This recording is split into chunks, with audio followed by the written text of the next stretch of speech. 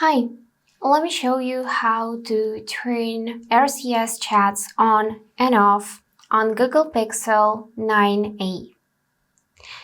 For that, we need to start by going in Google Messages and then tap on your profile icon in the top right corner. From here, choose Messages Settings and tap on RCS Chats. So now RCS chats are turned off because all of the features are unavailable. So to turn it on, we just need to toggle on the switch by tapping it. And now you can use Wi-Fi or mobile data for messaging when available.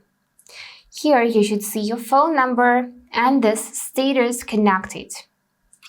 Additionally, you can enable and disable those features, send read receipts, show typing indicators, automatically reset as text, auto download files while roaming, and that's it.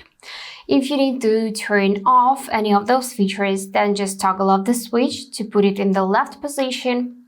To turn it on, just toggle on the switch to put the dot in the right position. Now, if you decide to turn off RCS chats, then tap right here and you will see this list not available when you turn off this feature.